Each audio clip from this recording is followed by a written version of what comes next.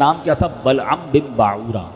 ٹھیک ہے، قرآن میں اس کا واقعہ موجود ہے. اتنا نیک آدمی، اتنا مقبول آدمی. اب بلعم بن باعورہ کے پاس اس کی قوم گھبرائی ہوئی آئی اور کہا کہ حضرت موسیٰ علیہ السلام ایک بہت بڑا طاقتور لشکر لے کر ہم پر حملہ آور ہو رہے ہیں اور وہ چاہتے ہیں کہ ہماری زمینوں سے نکال کر یہ زمینیں جو ہے وہ بنی اسرائیل کو دے دیں. آپ مستجاب الدعوات ہیں، آپ حضرت موسیٰ علیہ السلام کے لیے ایسی بد دعا کر دیں کہ وہ شکست کھا کر واپس چلے جائیں. اب یہ کانپ گیا، اس کو معلوم تو تھا کہ وہ اللہ کے نبی ہیں. تو وہ کہتا ہے تمہارا برا ہو خدا کی پناہ، تم جانتے ہو کس کے بارے میں بات کر رہے ہو؟ حضرت موسیٰ علیہ السلام تو اللہ کے رسول ہیں، میں ان کے خلاف کیسے بد دعا کر سکتا ہوں؟ اور ان کے لشکر میں تو مومن بھی ہے اور فرشتوں کی جماعت بھی ان کے ساتھ ہے. اب یہ قوم رونے لگی، گر گڑانے لگی، اصرار کرنے لگی. تو اس نے کہا میں چلو استخارہ کر لیتا ہوں، اگر اجازت مل گئی تو پھر دیکھتے ہیں. استخارہ کیا تو استخارے میں بھی بد دعا کی اجازت نہ آئی.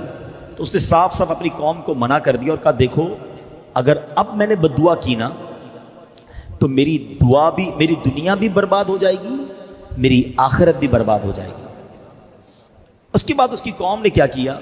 پلان بی، بڑے تحائف، مہنگے مہنگے تحائف پیسے لے کر، بڑے گراں قدر بڑے چیزیں لے کر اس کے پاس گئے اور کہا کہ یہ سارے تحفے آپ رکھ لیں، بس آپ دعا کر دیں.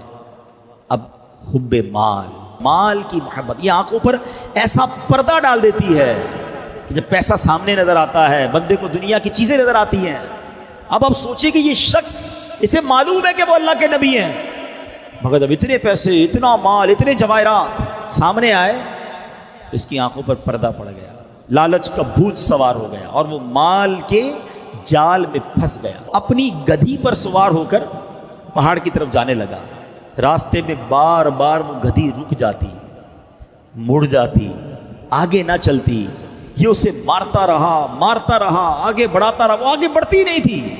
اس کو بھی گویا پتہ چل گیا تھا یہ کیا کرنے جا رہا ہے. اب اللہ کریم نے اس جانور کو بولنے کی طاقت دی اور وہ جانور پتہ ہے اس کو بلعم بن باعورہ کو، یعنی ایک انڈیکیشن بھی دیا گیا، اسے ایک آخری وارننگ بھی دی گئی کہ اس جانور نے کہا اے بلعم بن باعورہ تو کدھر جا رہا ہے؟ میرے آگے فرشتے کھڑے ہیں، میرا راستہ روک رہے ہیں، میرا منہ دھکیل رہے ہیں پیچھے کی طرف. اے بلعم تیرا برا ہو، تو اللہ کے نبی اور مومنین کی جماعت پر بد دعا کرے گا؟